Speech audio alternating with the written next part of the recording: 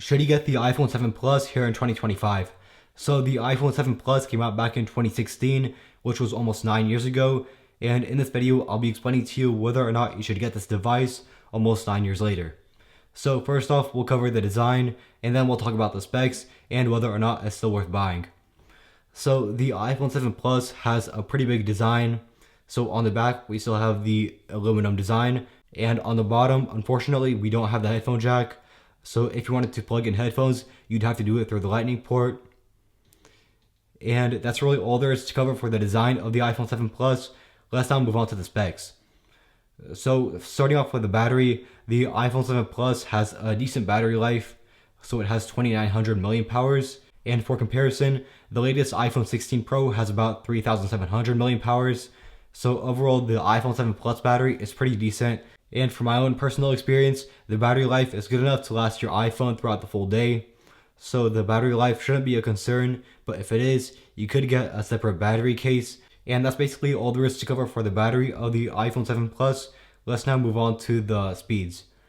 So the iPhone 7 Plus has the Apple A10 chip, and for comparison, the latest iPhone 16 Pro has the Apple A18 Pro chip. So that means the processor on the iPhone 7 Plus is really far behind. And as for the RAM, the iPhone 7 Plus has 3GB of RAM, which is pretty good considering that the latest iPhone 16 Pro has 8GB of RAM. So the speeds on this device aren't all that good.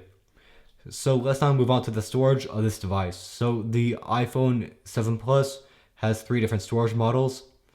So there's the 32, 128, and 256GB models. So I have 32GB. But it can also go up to a quarter terabyte of storage, depending on the model that you get. And for most of you, that should be enough storage. And let's now talk about the display of this device. So the iPhone 7 Plus has a 5.5-inch screen if we measure it diagonally. And the screen resolution is 1920 by 1080p. So it allows you to watch up to full HD videos. And here's all the other display features. So just pause the video if you want to look at them. Now let's move on to the camera quality of the iPhone 7 Plus. So one awesome feature about this device is that it was actually the first iPhone to ever include 2 cameras on the back. And both of these cameras are basically the same quality. They both take 12 megapixel photos, and they also take 1080p video at 60 frames per second, or you could also take 4K video at 30 frames per second. Now the last thing that we need to cover for the specs is the software support.